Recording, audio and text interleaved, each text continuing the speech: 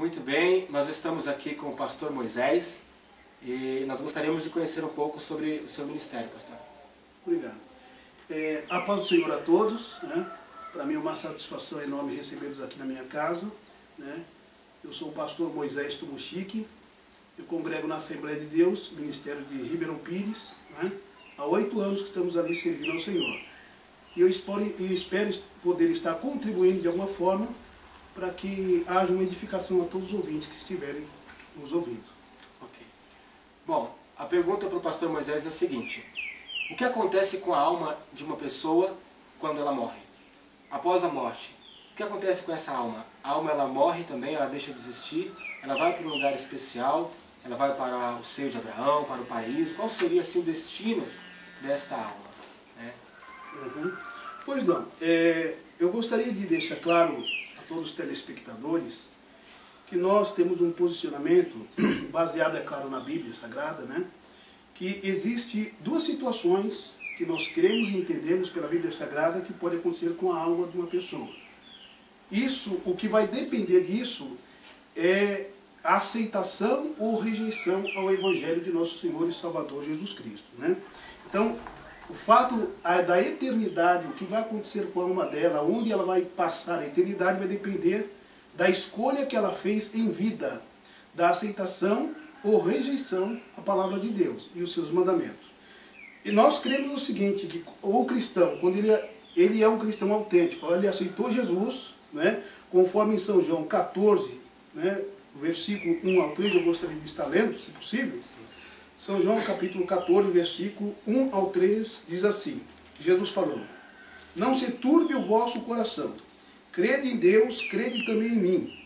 Na casa de meu pai há muitas moradas, se não fosse assim, eu vos teria dito, pois vou preparar lugar. E se eu for e vos preparar lugar, virei outra vez e levarei para mim mesmo, para que onde eu estiver, estejai vós também. Então, esse é o destino que nós cremos, é o céu. Jesus, nós sabemos na Bíblia, que após ele ter ressuscitado, não é?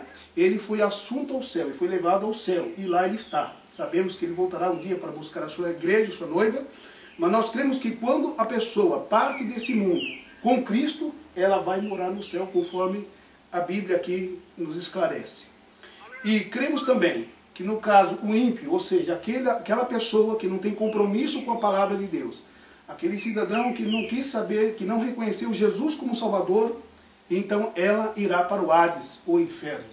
Está isso registrado na Bíblia, em Salmos capítulo 9, versículo 17, eu posso estar lendo aqui, Marcos capítulo 9, ou melhor, perdão, tem Marcos, vou ler aqui em Salmo 9, 17, melhor, Salmo 9,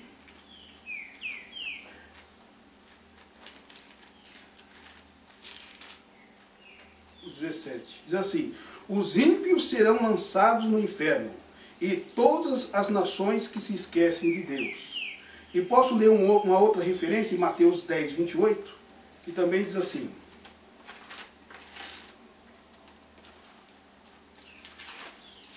Mateus capítulo 10, versículo 28, para que os telespectadores tenham certeza que nós baseamos a nossa fé na Bíblia, né?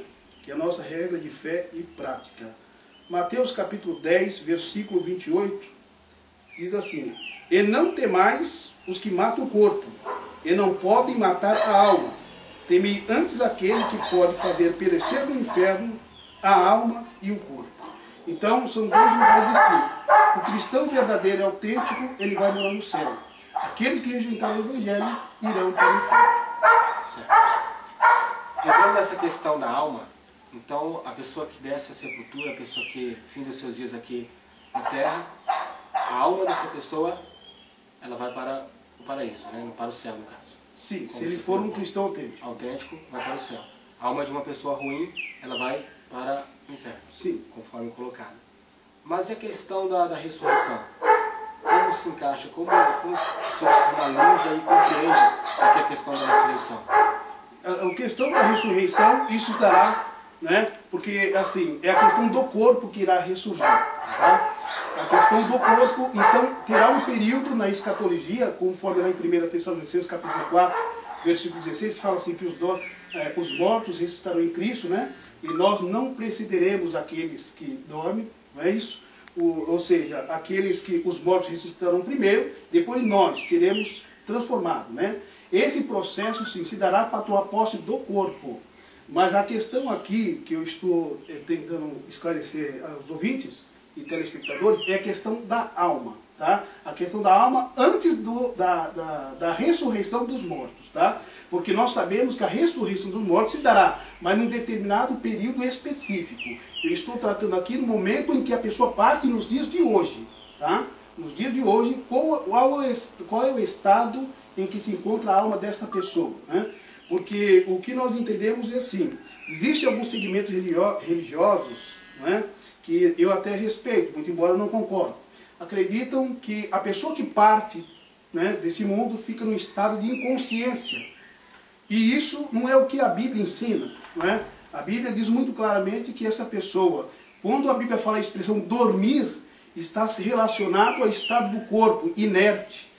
No sentido do corpo inerte, sem vida. Então ali, é claro, quando nós vamos a um velório, nós vemos que a pessoa ali está no estado inerte, sem vida, né? Então dá-se a impressão que está dormindo, um sono eterno.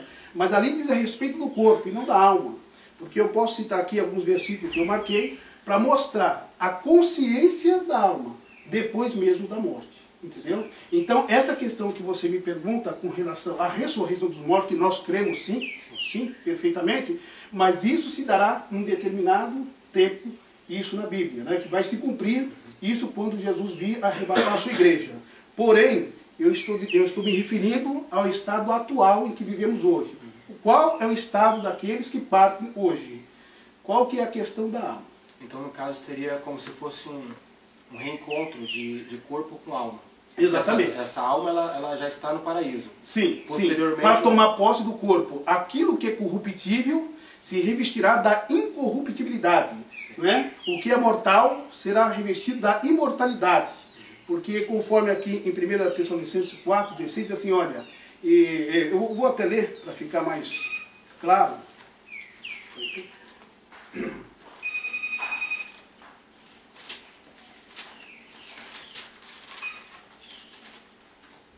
Diz aqui, em Tessalonicenses, 1 Tessalonicenses capítulo 4, versículo 13, acerca da ressurreição e a vinda de Cristo. Não quero, por irmãos, que sejais ignorantes acerca dos que já dormem, quer dizer, para que não vos entristeçais como demais, que não têm esperança.